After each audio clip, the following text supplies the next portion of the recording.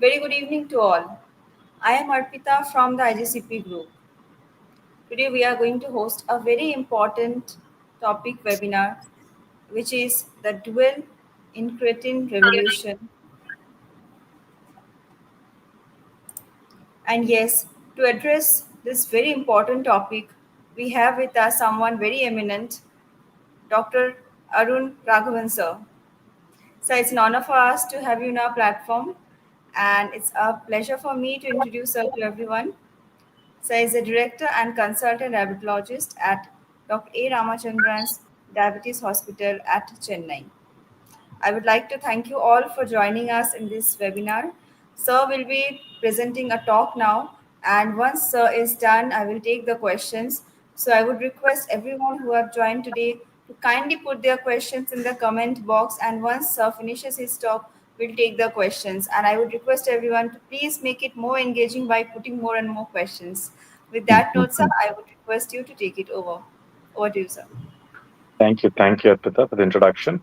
So it is also a pleasure for me to be part of this Summit Talks. So what I'm going to be talking about is the dual incretin revolution. In fact, the GLP-1 receptor agonist revolution is happening right in front of us. We are witnessing the huge paradigm shift that is happening in diabetes care. Now, before I dive into the actual GLP-1 and GIP, I thought I'll set the context by talking about the burden of type 2 diabetes that we are actually facing. Right, we know that the number of diabetic patients is only increasing, although we are so much aware about the metabolic disruption that is happening. The numbers are actually staggering in this part of the world. One out of every 6 to 7 people living with diabetes is represented from India. So about world's 15 to 20% of diabetic population is living in India, right? These are staggering numbers. And the ICMR India Diet study has also demonstrated that only to the tune of 10 to 15% patients actually have their HbA1c under stringent control. Largely over 70 to 80% of patients living in India, diabetes is still uncontrolled. Or there may be multiple reasons. One, perhaps of patients neglecting their care, considering the long chronic nature of the disorder itself. That we know patients do not frequently visit, seek help. That could be one of the factors. But we've multiple times encountered, even today in my clinical practice, where we've seen patients, even who are adherent to good lifestyle, still the ammunition that we have, despite the plethora of anti-diabetic agents, still we are not able to get good control in some of our patients, right? Particularly after many years of type 2 diabetes, right, where there is beta cell dysfunction, where your sulfonylureas are not working, and other you're maxed out on your anti-diabetic drugs. Sometimes you start the insulin, still you're not able to get the blood sugar under control, right? Now that's why I think still newer and newer agents coming is actually going to help us in achieving the blood sugar control. Now, on that note, how are the twin cretins going to make a difference? Is that we know that the DPP4 inhibitors actually allow the native GLP-1 to live longer, right? Now, the human GLP-1 lives only to about 2.5, 3 minutes because the DPP4 enzyme cleaves the GLP-1 and renders it inactive. So the naturally in our GLP-1 does not work. So once we give DPP4 inhibitors, the enzymes are inhibited, allowing the human GLP-1 to last function better, right? It lives longer. So that is what the DPP4 inhibitor does. What does the GLP-1 does is the GLP-1 achieve 8 to 10 times of the supraphysiological levels. So basically the physiological levels of GLP-1 is only to an extent. But when we actually inject the GLP-1, they achieve 8 to 10 times. That is why we are seeing weight reduction, extra glycemic benefits, so on and so forth, right? And we've seen how the GLP-1 quickly climbed the ranks and almost, the ACE recommendations place GLP-1 right after metformin, right? Because it addresses multiple factors contributing to hyperglycemia. If you look at the omnus or take, it actually results in addressing each of the mechanisms resulting in hyperglycemia. So works on the pathophysiological defects of type 2 diabetes. That is why GLP-1 receptors are such impactful drugs. And they also, of course, get the robust HbA1c reduction. There is also some data to show it preserves the beta cell mass. And now we know that they've in fact exploded in terms of weight reduction, right? Now they are approved independent of diabetes. They are also approved for weight reduction.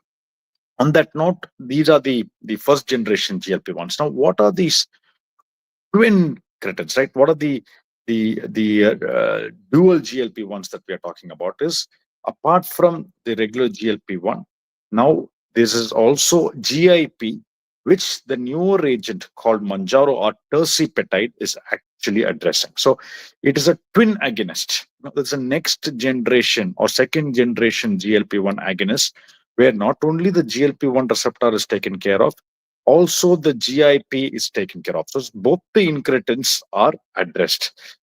Now, apart from GLP-1, when you address the GIP, there is better HbA1c reduction. The HbA1c reduction seen in the Surpass trial, which looked at tirzepatide, reduced HbA1c over 2%, which means all the best of anti-diabetic agents get you HbA1c reduction of 1 to 1.2%. Now, this is much higher. This is probably the best HbA1c reduction that you can get from any anti-diabetic agent other than insulin. Of course, insulin has infinite capacity, right? So quickly, if you look at the data that is emerging, they seem to even score over the single GLP-1 receptor agonist in terms of HbA1c reduction because there is better better insulin production, glucose dependent insulin release, and there is also better glucagon suppression. And what we are witnessing is also there is better weight reduction that is happening. That is why Manjaro is also independently now approved for weight reduction. Now, if you look at the head-to-head trial of even Wegovy, which is once weekly semaglutide, but that is only a GLP-1 receptor agonist. Even if you look at it once comparison, weight reduction seems to be even better with a incretin with both the GLP-1 and GIP agonists. So weight reduction seems to be better because you also address the GIP factor. So that's how they are making such a big difference in patients living with diabetes. Now increasingly, we are using these agents now looking up the Indian diabetic phenotype, right? What drives diabetes? What drives insulin resistance? Firstly, it is the adipose tissue, right? Now, adipose tissue um, in normal proportion is not by itself a concern.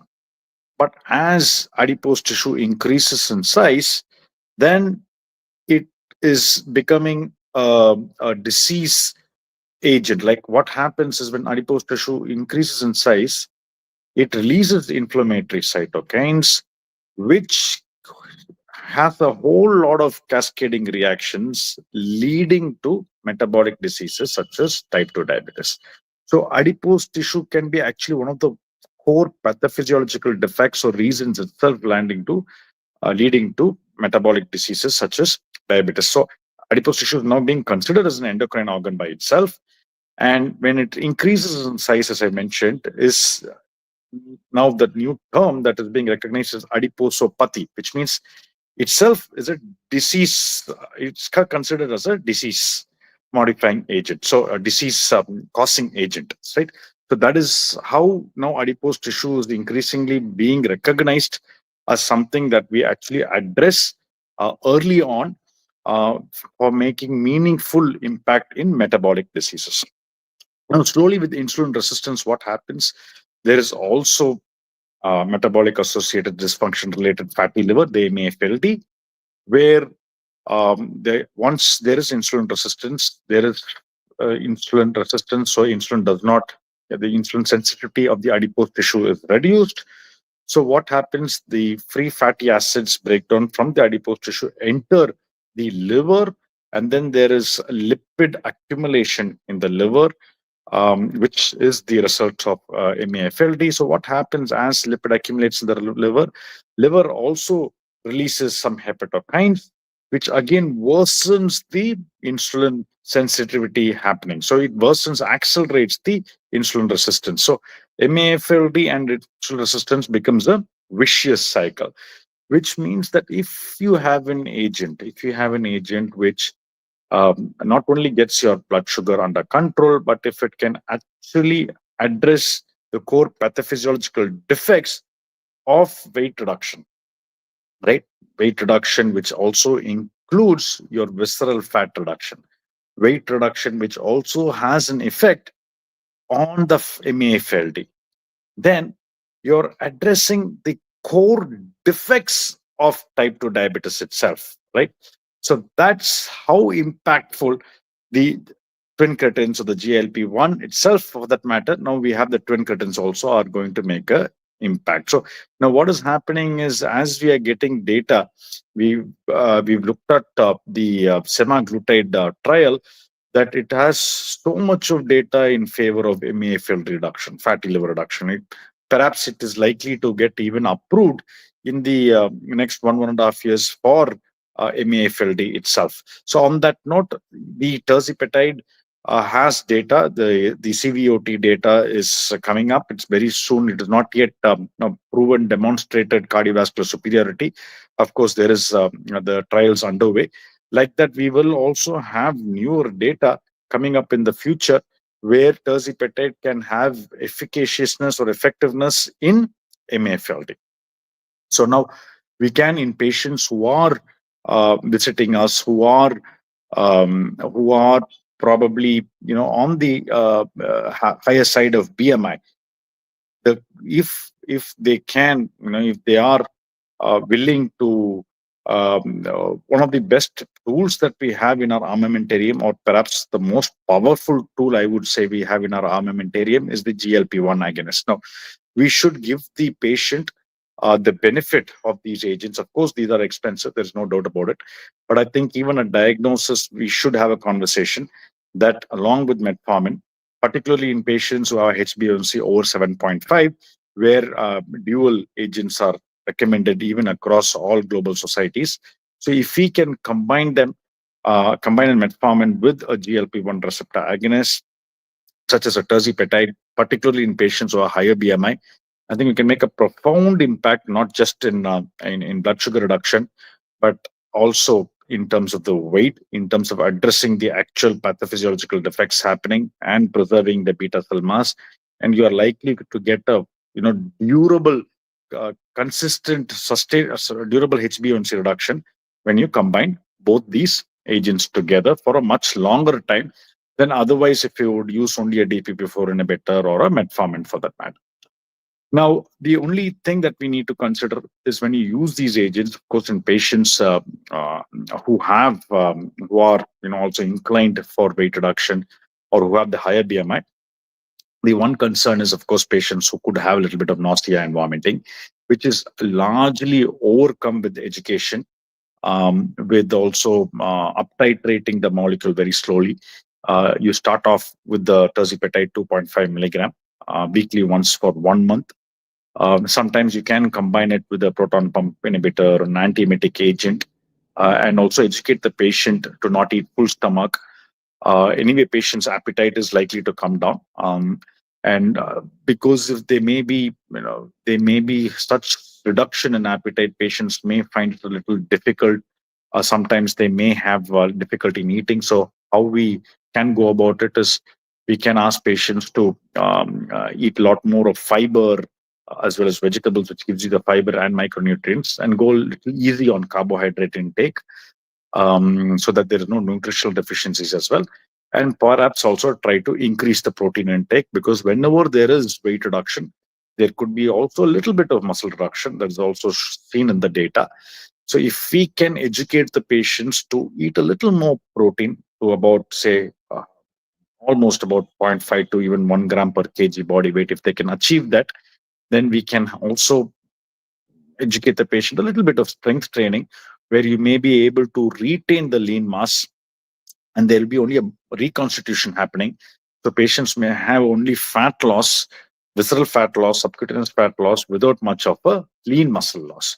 So this is probably another approach that we add on to our patients when we initiate GLP-1 receptor agonists. Of course, educate them one about the appetite suppression and the nausea that they could actually have encounter, which could be, as I mentioned, overcome with education and sensible eating. And if they can also, increase, step up their lifestyle modification with a little bit of exercise as well as increased protein intake, I think you'll be able to do a whole lot of body reconstitution. And then, if the patient tolerates 2.5 milligram, they can even slowly step it up to about 5 milligram. Terzipatide has shown data up to even 15 milligram. But what we've seen in such a short span of time is 5 milligram weekly once has been extremely effective in most patients. The 10 milligram per se has not been launched here. 5 milligram is extremely effective weekly once for both blood sugar reduction as well as weight reduction. And if patients continue to have nausea, vomiting, even after 2 months, then it is unlikely that it is going to subside. So in most patients, what I've seen is they've been able to uh, uh, people who've tolerated 2.5 milligram or second, third week have been quickly been able to up titrate it to 5 milligram, and for the 1 or 2 weeks of 5 milligram in 10 to 15 patients, they've had a little bit of discomfort, but most of them are, once they go to the third week, they're absolutely fine. So even such a short span of time, I've had some patients who had reduction of even about 8 to 10 kgs in the last 3 4 months, last 3 months. So it has been very, very effective in patients, remember, who are already, as I said, the best um, group of patients would be newly diagnosed, whom we are considering dual agents even at start, because you can maximize the benefits in terms of weight reduction, insulin resistance reduction as the weight goes down. So they are going to likely to get the maximum benefits. Having said that, even patients who are in many years their journey with type 2 diabetes, with multiple agents, with insulin, whom we are not able to get it under control, when you actually address the GIP as well as the GLP-1, you will get the blood sugar reduced. But in those patients, you may have to monitor very closely, because although tirzepatide or itself may not cause hyperglycemia, if patients are on a background of insulin or sulfonylureas, they can land up in hyperglycemia because their appetite is also likely to come down tremendously. So that's something that we need to be cognizant of. So monitor the patients who are on sulfonylurea or insulin. If their HbA1c is reasonably under control, you will want to step down your insulin by 50% or sulfonylurea by 50%, and monitor closely. Not only while initiating a 2.5 milligram, even when you're up titrating to 5 milligram, even at that point in time, you'll have to monitor and down titrate other agents. There have been patients who've been on, who've been on once daily basal insulin. I've been able to quickly down titrate it, even stop insulin in patients who have a reasonably good HbA1c. So this, when on insulin and on sulfonylureas, you will have to monitor very closely till you stabilize the blood sugar. So usually monitoring is after you start 2.5 milligram for the first 1 week to 2 weeks, and then after 1 month when you start 5 milligram, again you can monitor for about 1 week to 2 weeks. So it's a good time to be practicing diabetes, because now we have such powerful tools, such powerful ammunition that not just addresses blood sugar, but it addresses the entire metabolic disruption that happens in a patient with type 2 diabetes. Of course, these agents are a tad touch expensive, um, but of course, but you look at the long run, if the impact that they can actually bring, the impact that it brings to the table is, you are able to keep patients, when you start early, when you start these agents early with metformin, obviously the hyperglycemia chances are not there. You keep patients devoid of hyperglycemia, you keep patients, you preclude complications in patients.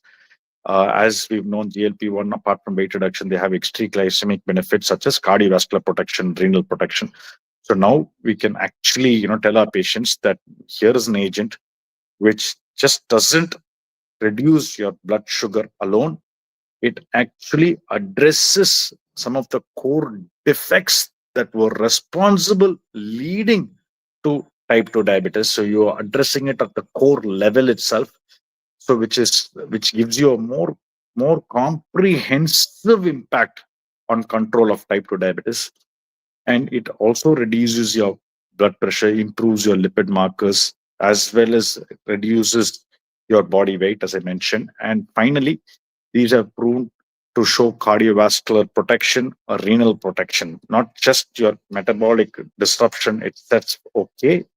It also prevents the most dreadful complications of type 2 diabetes, both the macrovascular of cardiovascular diseases as well as the dreadful microvascular complication, which is a renal disease. So this is time to embrace this class of agents in patients living with type 2 diabetes. With this, I'd like to conclude my talk and be happy to take questions.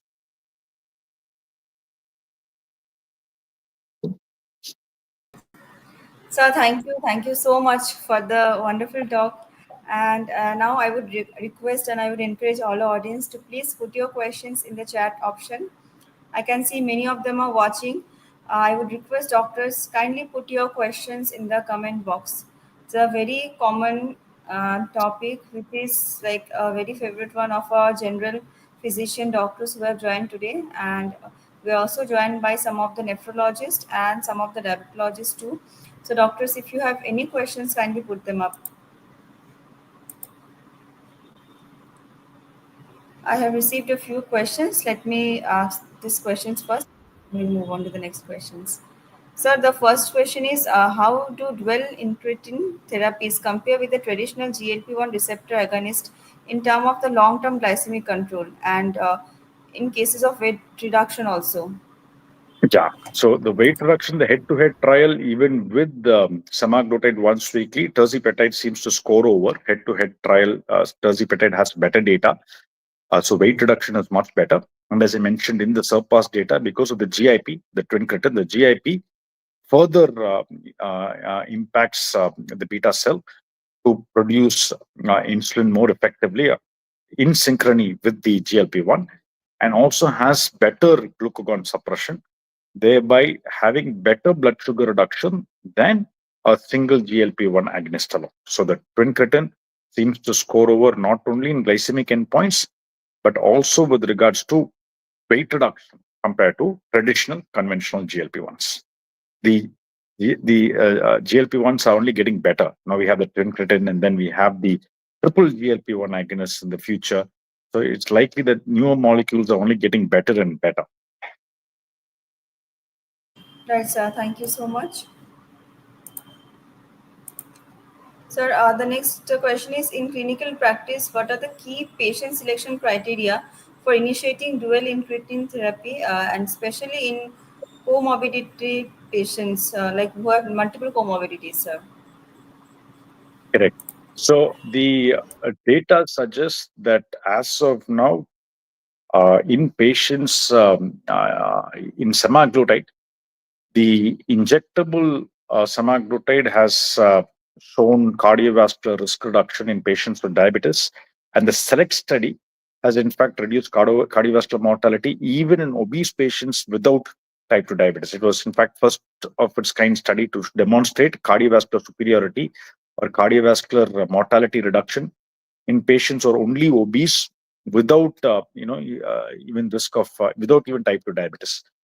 So whether you when you have patients with type 2 diabetes, when you have patients with obesity who have atherosclerotic cardiovascular risk, the data at this point in time is still in favor of semaglutide, injectable semaglutide, which is what we need to consider, which is the single GLP-1.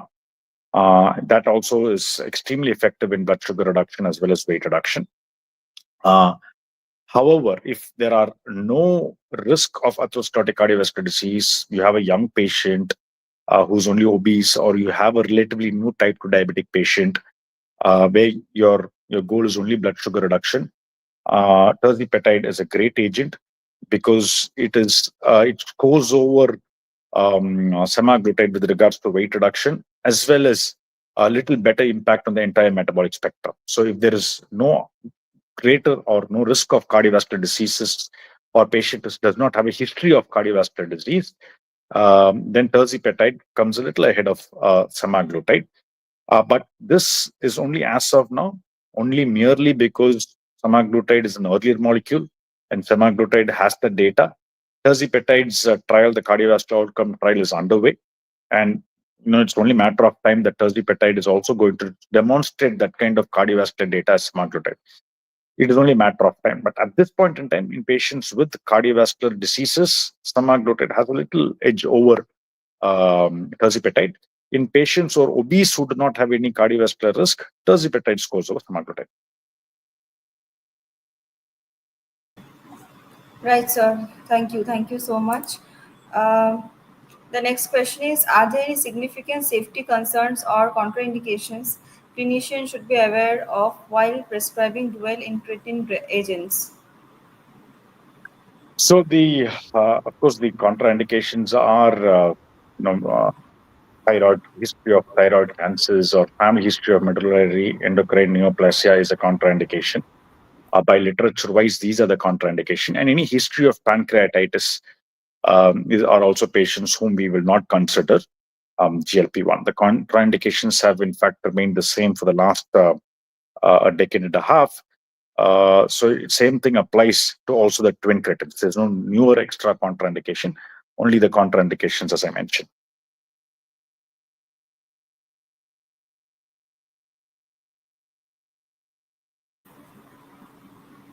Right, sir. Right, sir. I can see there are one more query.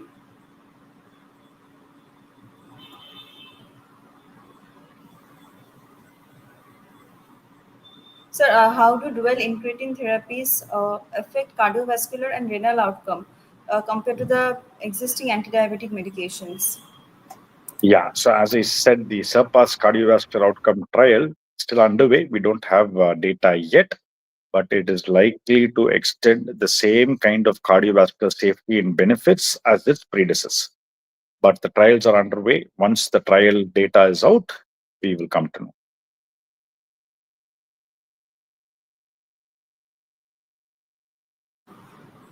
Thank you so much, sir, for answering all the queries. So, can we wait for one more minute? Let me see if there are a few more questions that come in. Sure, sure. Okay. Doctors, our last announcement and last request, if you have any questions, kindly put them up in the chat option. Those who are watching from the YouTube, or those who have joined from YouTube, you can also put the questions in the YouTube comment box.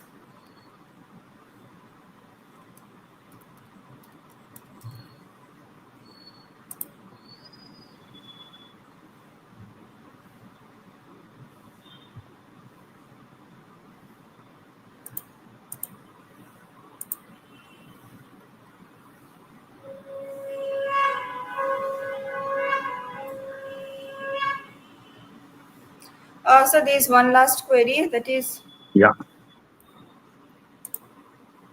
do you foresee dual incretin agents replacing older diabetic medications in future guidelines? And how soon might that shift realistically occur in India? Excellent question. So I think we did see uh, the ACE, the American Association of Clinical Endocrinology, explicitly recommending GLP-1 ahead of all other agents. In fact, it was the first drug to intensify after metformin failure. Um, so that was because of the data that emerged from the leader trial pertaining to liraglutide as well as the sustain 6 and pioneer trials of semaglutide. So all the data that emerged showed that GLP-1 seems to address multiple mechanisms and as well as cardiovascular superiority. Um, and with that, with after liraglutide, it has only gotten better. We had the semaglutide, and now we have the tirzepatide.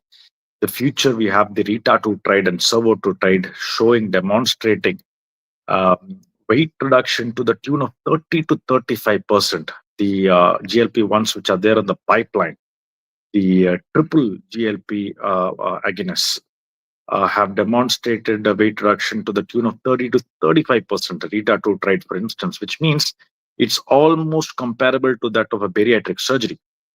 So it's unlikely that in future patients would even opt for metabolic surgeries because that's how the landscape is changing. And the newer GLP ones are only getting better and better. So the data is in terms of blood sugar reduction and weight reduction looks so promising. And when you actually correct such metabolic defects, it is likely to also have such benefits in cardiovascular outcomes, renal outcomes, and all. So as we pointed out, probably the future, I think they are going to probably get much more stronger with regards to the hierarchy of usage, with regards to its positioning across the global guidelines. I think they are only going to find much more stronger grounds where they have to be recommended across patients with metabolic diseases. I think yeah, the future looks very promising for GLP-1 agents. Right, sir. Thank you so much. This question was from Dr. Ashokan.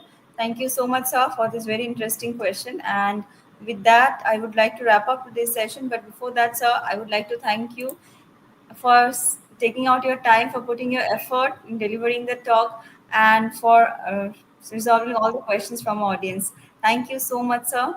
And thanks to My pleasure. everyone for joining in. Thank you. Thank you all for joining and making the session a successful one. Thank you so much, sir, Thank once again. Thank you. you.